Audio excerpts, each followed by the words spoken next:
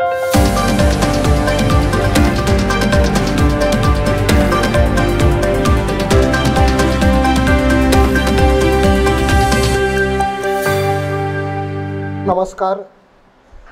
जितेंद्रियम बुद्धिमत्तां वरिष्ठाम असं ज्याचं वर्णन केलं आहे त्या हनुमंताला वंदन करतो.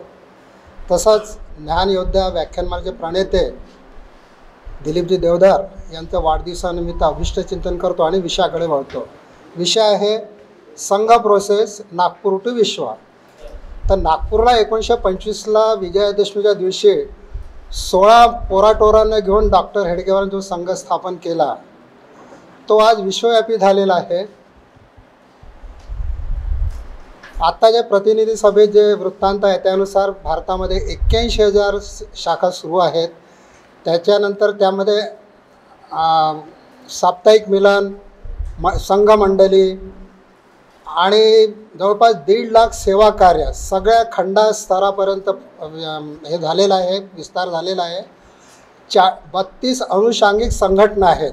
प्रामुख्याने विश्व हिंदू परिषद, अखिल भारतीय विद्यार्थी परिषद, भारतीय मजदूर संघ, पहिले भारतीय जनसंघ, मग आता भारतीय जनता पार्टी, वनवासी कल्याण आश्रम असा तो विस्तार आहे. आणि 1.5 लाख सेवा कार्याद्वारे हे पूर्ण आता हे म्हणजे नागपूर टू विश्व, ऑल इंडिया, पॅन इंडिया आणि पॅन वर्ल्ड असा याचा विस्तार झालेला आहे. 40मध्ये ह्या विश्व विभागाची सुरुवात झाली. नैरोबीला जाणाऱ्या 2 पंजाबी व्यापाऱ्यांनी जहाजावरच त्याची संघस्थापना लावली. केनियामध्ये गेले, तिथे त्यांनी संघ सुरू केला. ब्रह्मदेशामध्ये 2 पंजाबी लोक गेले, त्यांनी ब्रह्मदेश सुरू केला. असा तिथून सुरू झालेला विश्वाचा प्रवास आज 40 देशामध्ये आहे. तर हा प्रवास सुरू कसा झाला, त्याचं मागचे काय कारण होतं, डॉक्टर हेडगेवारांना का आवश्यकता वाटली, तर त्यांचं संघ स्थापनेच्या आधी त्यांचं एक मूलभूत चिंतन त्यांनी केलं की एवढा पराक्रमशाली दिव्य दैदिप्यमान इतिहास लाभलेला आपलं हे भारत राष्ट्र आहे ते गुलामगिरीत का गेलं, प्रथम मुघलांच्या नंतर इंग्रजांच्या. तर इथला जो मुख्य समाज आहे हिंदू समाज त्यावेळेस 85% होता.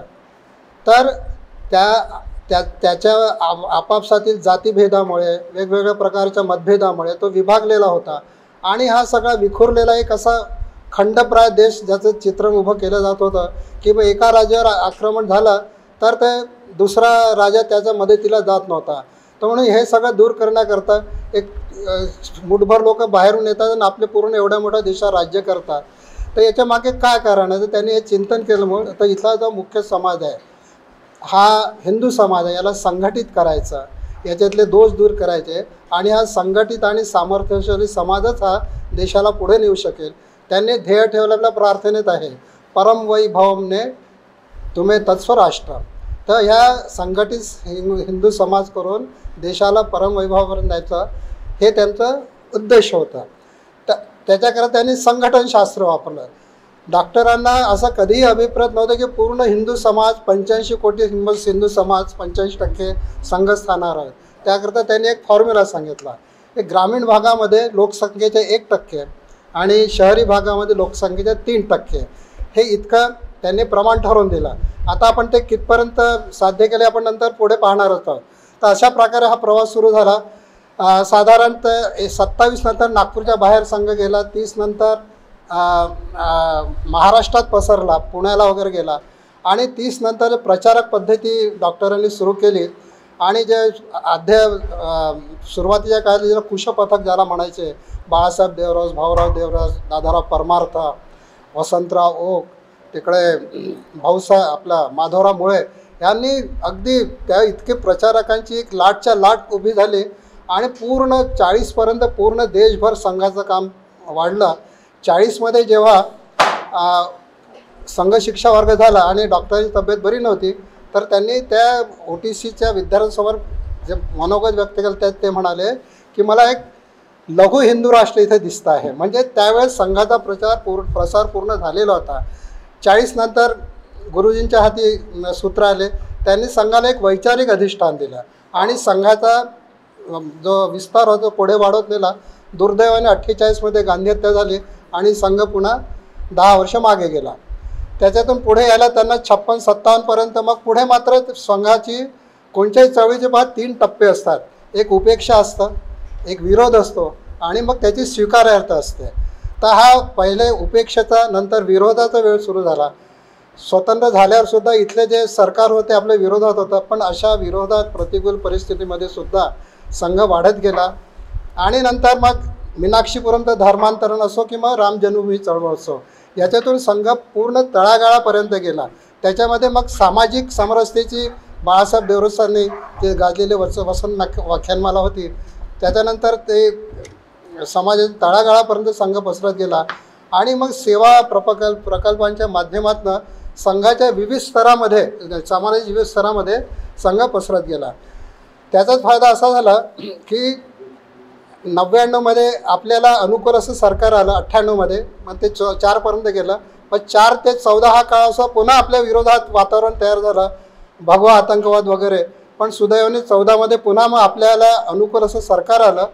तर त्याच्यामध्ये संघाने काय दिलं तर देशाला 2 प्रचारक असलेले प्रधानमंत्री दिले, अटल बिहारी वाजपेयी आणि नरेंद्र मोदी.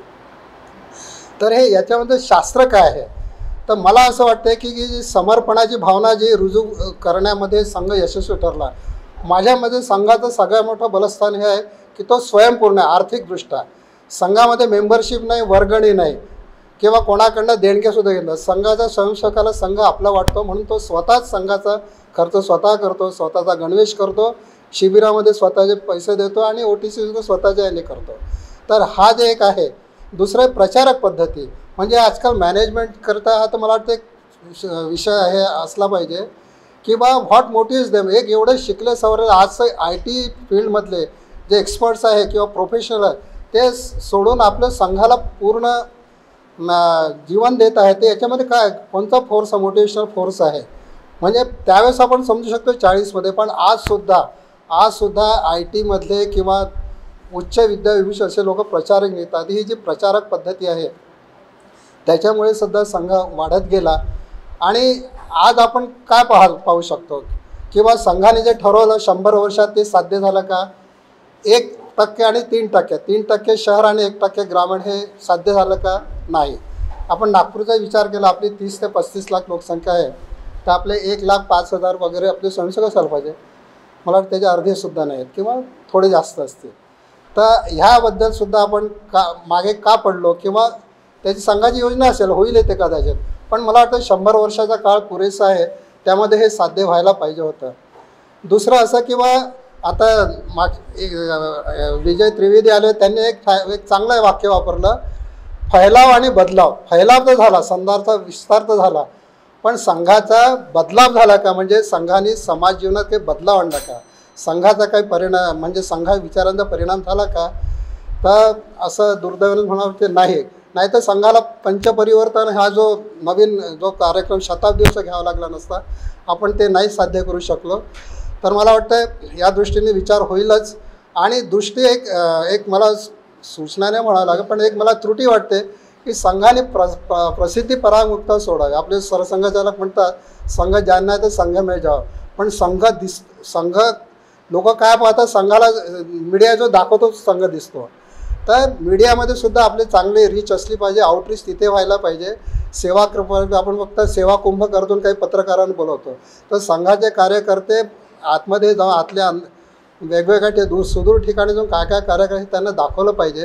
तेव्हा कुठे मग संघ काय आहे लोकांना कळेल, मग ते संघ लोक संघाच्या जवळ जातील. मला वाटतं ह्या अपेक्षा आहेत आणि त्या पूर्ण होतील अशी अपेक्षा आहे. संधी दिल्याबद्दल धन्यवाद.